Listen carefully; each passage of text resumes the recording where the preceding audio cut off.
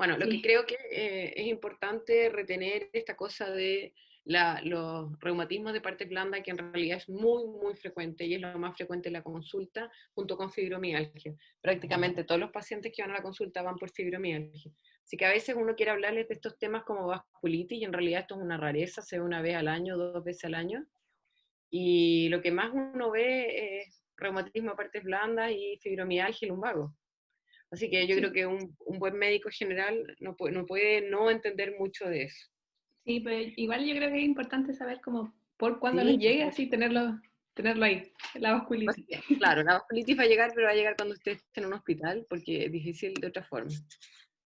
Las vasculitis son enfermedades que se caracterizan por la inflamación y destrucción de vasos sanguíneos, que van a determinar un deterioro y alteración del flujo sanguíneo con el subsecuente infarto del tejido.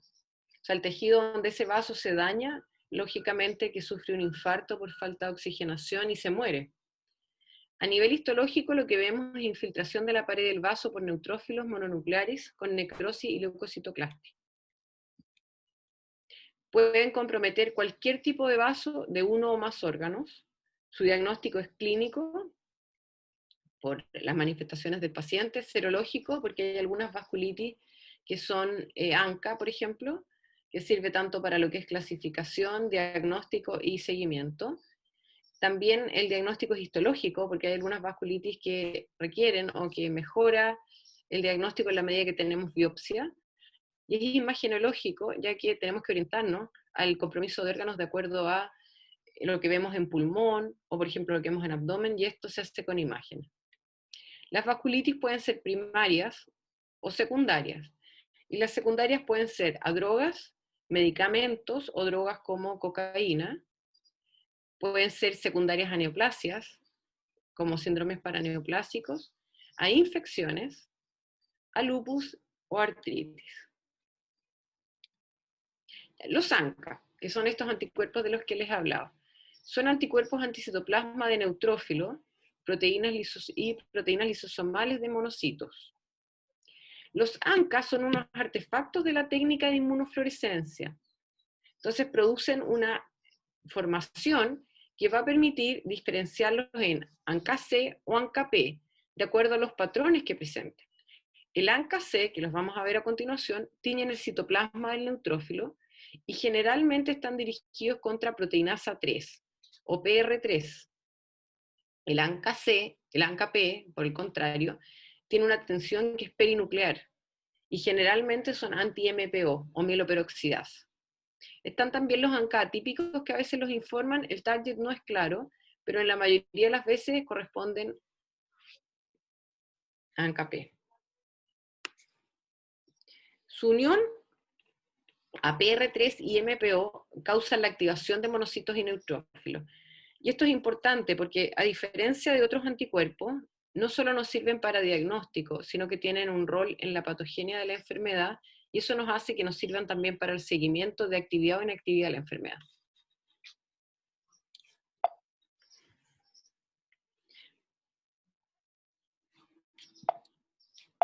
Espérame que se me... Ahí.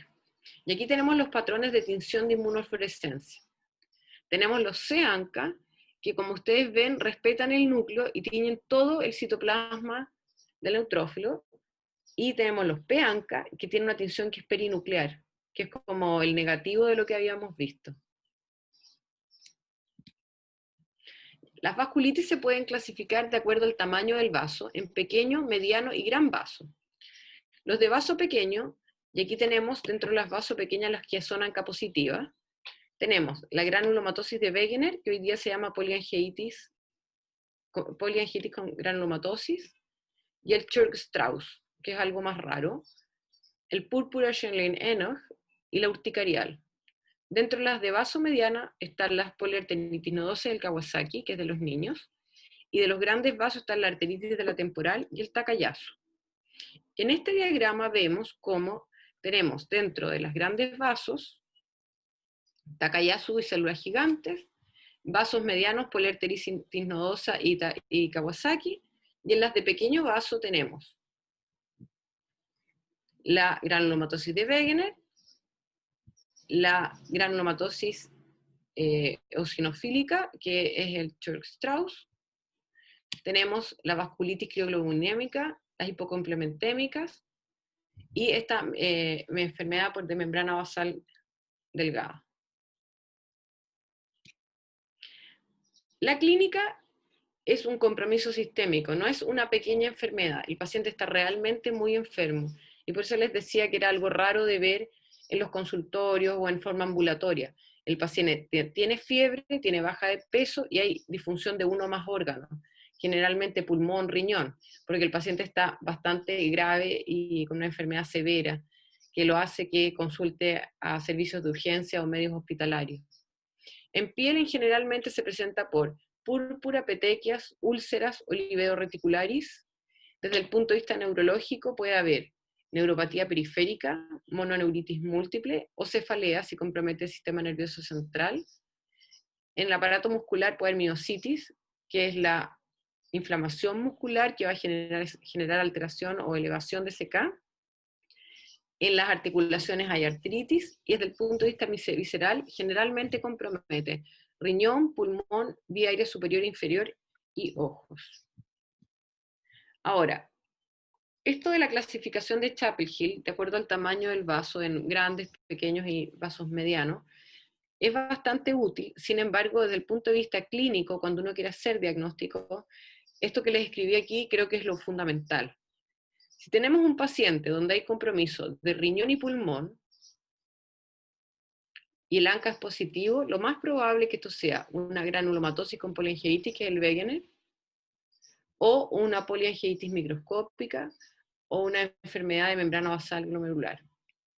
Si tenemos un paciente que tiene compromiso de pulmón tipo asma, con rinitis, va a ser un Churg-Strauss. Eso es muy raro, el Churg-Strauss es una cosa que probablemente no van a ver nunca, salvo que sean reumatólogos. Si el paciente es un niño que tiene dolor abdominal y tiene hemorragia digestiva baja, con glomerulonefritis y compromiso de piel, lo más probable es que sea un Schelling-Enoch, y eso es frecuente en los niños. Si es mujer, joven, menos de 50 años, tiene dolor de la extremidad superior, un dolor tipo cansado, ustedes la examinan y ven que no hay pulsos y hay soplos periféricos, lo más probable es que sea un Takayasu. Si es un paciente añoso de más de 50 que tiene cefalea, claudicación, o sea, no puede masticar, puede tener hipoacusia y sensibilidad, o sea, le duele el cuero cabelludo, incluso puede tener una arteria temporal palpable, lo más probable que eso sea arteritis de la temporal. Si el paciente tiene púrpuras, abones, y les comenta que ha estado consumiendo algún medicamento, hay que pensar que eso es una vasculitis por hipersensibilidad. Si tiene artralgias, púrpura, neuropatía periférica, con hipocomplementemia y virus C positivo, eso probablemente es una crioglobulinemia.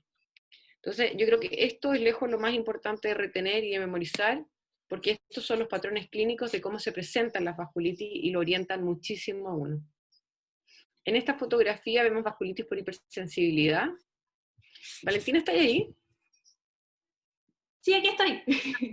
¿Qué te parecen las lesiones? Mira, son lesiones levantadas, rojas, de formas variables, algunas más amplias que otras, y generalmente se distribuyen en la cara medial del brazo y las piernas. ¿Las conoces? No las había visto antes, la verdad. Estos son abones, así se llaman. Esto es un abón. Y esto generalmente es vasculitis por hipersensibilidad cuando se consumen algunos medicamentos y los pacientes empiezan con esto. ¿Bepisa está ahí? No, no está. Creo que no, ella como que se había salido un rato porque estábamos recién las 3 mira. nomás y ahora volvió a entrar. Ya, puedes ver esto, no sé si se ve tan claro. Son como Creo unas que arañas sí. musculares. Esto es un livedo reticularis. Ya. Algunos pacientes son como unas manchas rojas con blanco y los pacientes las tienen a veces por frío. Y esto es un púrpura típico, que te puede orientar a cualquier cosa, porque no es patognomónico una enfermedad, sino que es solo el compromiso del vaso sanguíneo que se rompe en la piel y da esta imagen. Ya, y mira, acá tenemos un paciente que tiene compromiso de la nariz, tiene una escleritis del ojo, tiene aquí compromiso de la cuerda vocal, tiene unos granulomas, y aquí tiene unos granulomas retroorbitarios. ¿Qué enfermedad crees tú que puede comprometer ojo, garganta, laringe, nariz y pulmón? Es una de las que más frecuentemente vemos en adultos. Esto es un Wegener. Mm, Puede producir compromiso todo esto. Y es granulomatosa, por eso se llama granulomatosis de Wegener. Hoy día se llama ya. poliangiitis con granulomatosis. ¿Qué otras enfermedades comprometen nariz? Sífilis, sarcoidosis y Wegener. Que se llama nariz sencilla montar. Hay otras enfermedades que comprometen cartílago que también pueden presentar esto. Y aquí tenemos una imagen de granulomas a nivel pulmonar. Granulomas a nivel pulmonar con estas imágenes de hemorragia alveolar. Entonces hay estos síndromes riñón-pulmón ANCA positivo que en general son Wegener, pero que el diagnóstico diferencial es con la membrana basal. Y aquí vemos, mira, ¿qué te parece que es esto?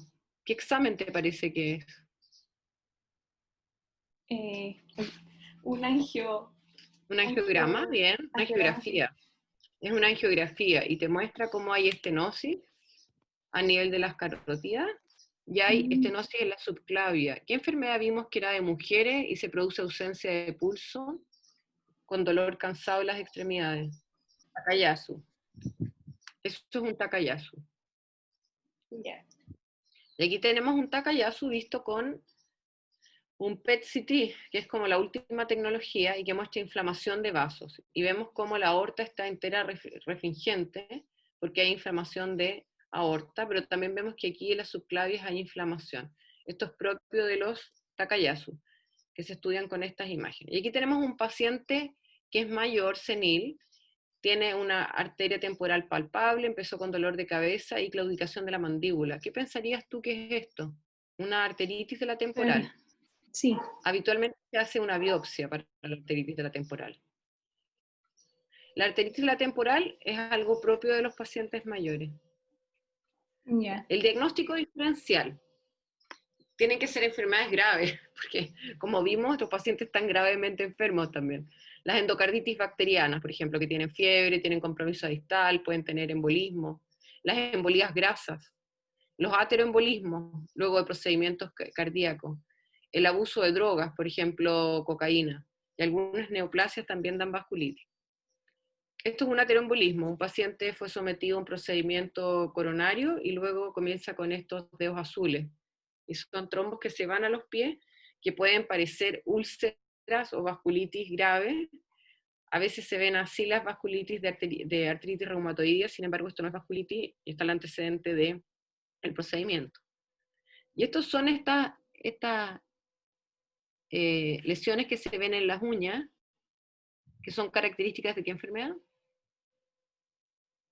Las hemorragia en astilla, de la endocarditis bacteriana. Hay émbolos de microbios que se van y van a las zonas periféricas donde los vasos son más estrechos y quedan atrapados. Y esto es un brazo, es la parte del pliegue del brazo y es una embolía grasa. En pacientes que hacen embolismo graso, por ejemplo, en fracturas, se ve este rash en el torso y se puede ver que también tienen grasa en orina.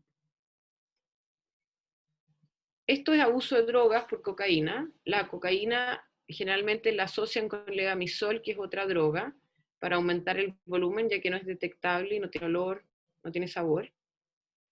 Y el levamisol produce esta reacción química y produce destrucción de vasos. Algunos cánceres, como los cánceres broncogénicos, pueden dar estas lesiones purpúricas, petequiales en las piernas y son secundarias a cáncer.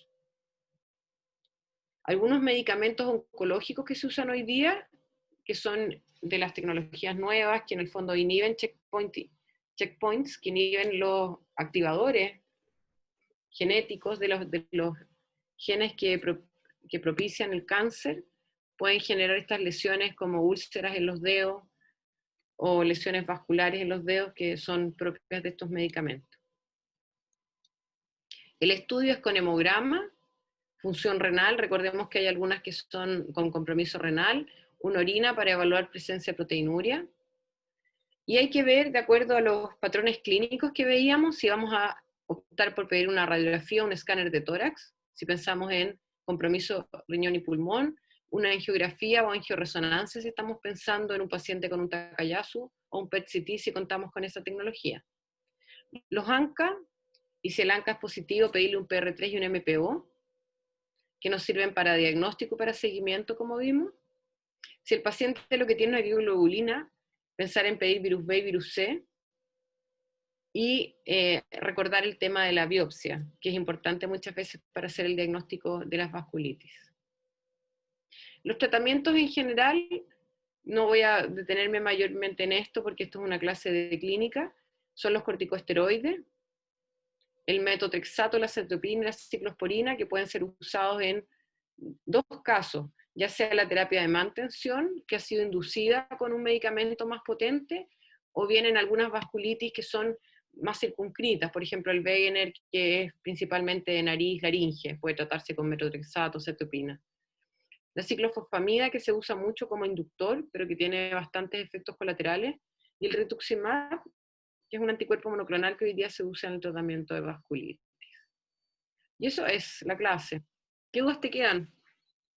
La verdad estaba súper claro lo de los, ¿cómo se llama? Los patrones. Eso hay como que estudiarlo bien porque era como Sí, eso harto. tienen que estudiarlo bien porque eso es lo que más les va a servir en la vida. Sí, Yo diría que de las clases que revisamos es importante que en lumbago entiendan bien lo de los red flags, sí. el no abusar de los exámenes. Todo lo que es partes blandas hay que, más o menos se manejan todas iguales, pero es importante saber dónde están las bursas o cuáles son los tendones para poder hacer los diagnósticos. En la clase de fibromialgia, recordar que es una patología de dolor generalizado y el abordaje debe ser multifactorial, en el fondo con ojalá un psicólogo, ejercicio importante, no dar exceso de licencias para que el paciente se mantenga en su trabajo y finalmente pueda salir adelante. Respecto al Sjögren, importante que para el diagnóstico es fundamental que tenga un ROI y un LA positivo, porque antiguamente los criterios eran diferentes, sin embargo hoy día ya cambiaron y debemos pedir eso como una herramienta de diagnóstico fundamental. Y en lo que es vasculitis, los patrones clínicos de presentación son fundamentales. Sí. Ahí Quedó estamos. todo súper clarito. Sí, Genial. Me parece que vamos a hacer luego en el futuro una clase donde van a estar los 52 alumnos y van a poder hacer sus preguntas. sí, yo Te creo que agradezco, sí. Valentina, que hayas venido. Gracias a usted por la Ya, nos clase. vemos. Chao. Chaito.